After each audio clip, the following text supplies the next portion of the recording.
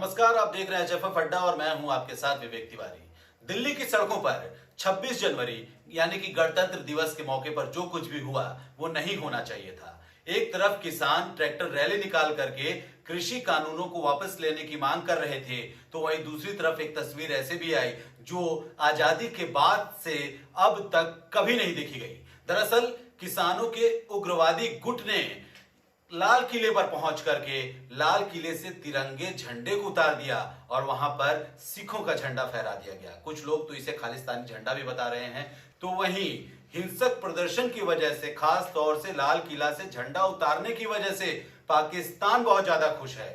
पाकिस्तान में hashtag Indian Republic black day trend कर रहा है। भारत में इस तरह के माहौल को देख करके वो काफी खुश है और भारत की छवि को अंतरराष्ट्रीय स्तर पर बिगाड़ने की फिर से कोशिश कर रहा है। इन तमाम मुद्दों पर बातचीत करने के लिए हमारे साथ हमारे संवाददाता जुड़ गए हैं। उनसे जानते हैं कि पाकिस्तान में जो ये जश्न मनाया जा रहा है और जिस तरह से दिल्ली की सड़कों पर ये हुड़दंग मचाया गया है, उसको किस तरह से देखते हैं।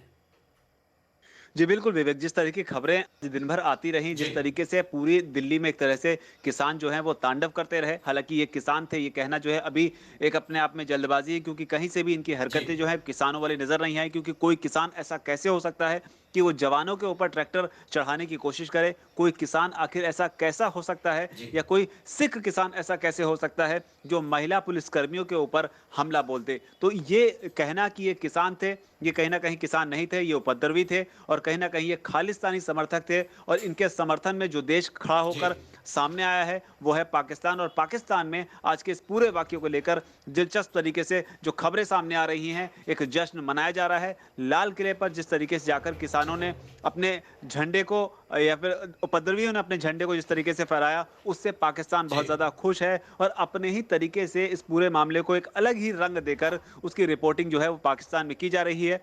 पाकिस्तान का एक मीडिया हाउस है पाकिस्तान फर्स्ट के नाम से, ट्विटर पर इसका एक वेरीफाइड ट्विटर अकाउंट भी है, जिससे लगातार इंडिया के अगेंस्ट में कई सारे ट्वीट किए जा रहे हैं। लिखा जा रहा है कि किस तरीके से भारत का जो रिपब्लिक डे है उसे ब्लैक डे बताया जा रहा है, और साथ ही किसान आंदोलन के समर्थन में कई सारे ट्वीट निकलकर सामने आ रहे हैं। और इस बात को बहुत ज्यादा हेल किया जा रहा है कि किस तरीके से खालिस्तानी फ्लैग जो है वो लाल किले की प्राचीर पर लगाने की कोशिश की गई। हालांकि एक गुम्बद के ऊपर ये फ्लैग जो है वो लगाया भी गया, सिखों का फ्लैग था।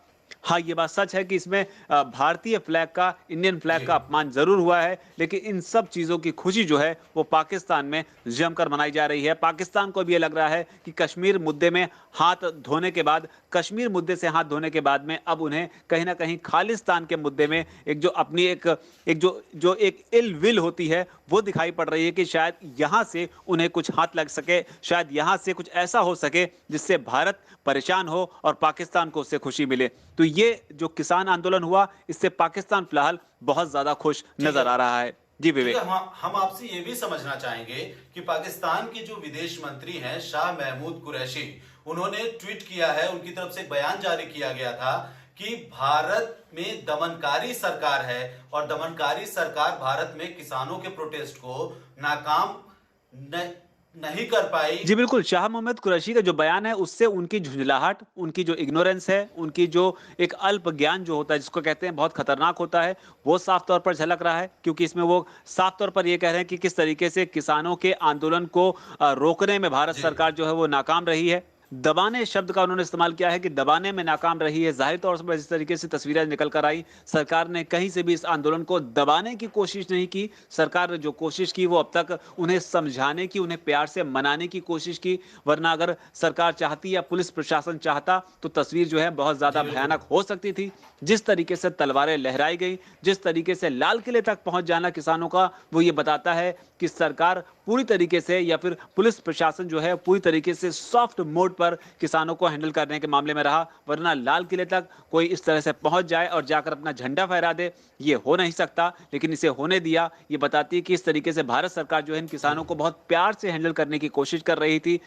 यहाँ पर ये जरूर कहा जाएगा, चाहे शाह महमूद कुरैशी हो या फिर दूसरे पाकिस्तानी नेता, उन्हें जाहिर तौर पर अब इसमें एक नया एक मुद्दा जो है जी। वो ढूंढने की कोशिश कर रहे हैं, क्योंकि कश्मीर के मामले को लेकर वो पहले ही अंतर्राष्ट्रीय स्तर पर जाने की काफी कोशिश करते रहे हैं कि किस तरीके से कश्मीर के मामले में भारत को घेरा जा सके, लेकिन भारत ने वहां पर पूरी तरीके से मुद्दे को खत्म कर दिया।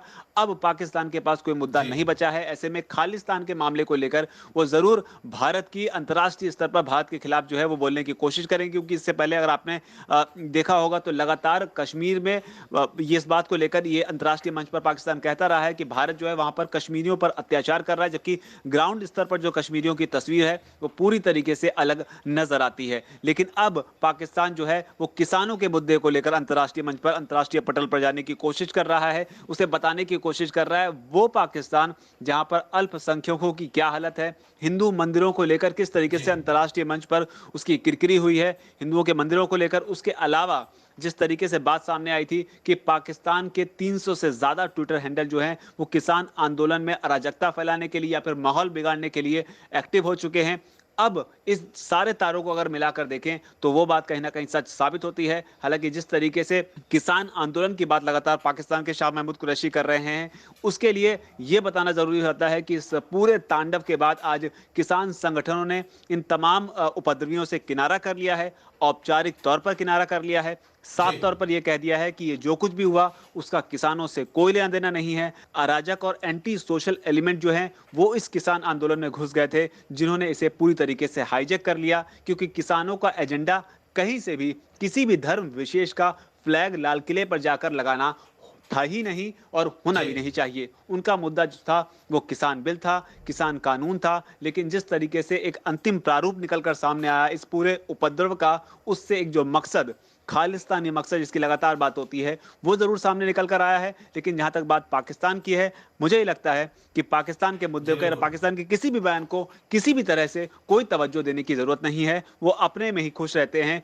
सही गलत झूठ फरेब जो जितना उनको पता होता है उस पर वो बयानबाजी करते रहते हैं। और न सिर्फ उनके मंत्री बल्कि खुद इमरान खान भी कई ऐसे मौकों पर कई ऐसे बयान देते देखे गए हैं जिसमें उनकी जमकर मजाक उड़ा है।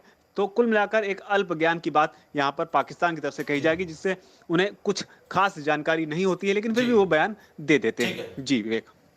तो जाहिर तौर पर आपको बता दें कि जिस तरह से आज दिल्ली में ये पूरा घटनाक्रम हुआ है, उसके बाद पाकिस्तान तो बहुत खुश है और ये भी कहा जा सकता है कि पाकिस्तान जो है भारत को अंतर्राष्ट्रीय स्तर पर बदनाम करने की पूरी कोशिशें कर रहा है और इसमें वो पहले से भी जुटा था और अब भी जुटा हुआ है और अब एक मौका उसको उसके हाथ लग गया है। अब इन सब के बीच में हालांकि दुर्भाग्यपूर्ण ये था कि 1947 के बाद से आज तक कभी भी लाल किला से इस तरह से तिरंगा कभी नहीं उतरा था और ना ही उतारा गया था। लेकिन आज जो 26 जनवरी को ब्लैक डे मनाया के तौर पर पाकिस्तान मना रहा है, उसको देखते हुए यह भी कहा जा सकता है कि पाकिस्तान इसी मौके की आड़ में बैठा हुआ था, क्योंकि जो 300 ट्विटर हैंडल का जिक्र किया जा रहा है दिल्ली पुलिस की तरफ से, वो भी कहीं ना कहीं शायद एक्टिव हो गए थे। ये जांच का विषय है, लेकिन जो घटनाक्रम आज जो है दिल्ली की सड़कों पर दिखाई दिया वो नहीं दिखाई देना चाहिए था। खैर, बहरहाल आपको हमारी ये वीडियो कैसी लगी कमेंट बॉक्स में कमेंट करके जरूर बताएं। वीडियो अच्छी लगी हो तो लाइक करें, शेयर करें और चैनल को सब्सक्राइब करना बिल्कुल भी ना भूलें। नमस्कार।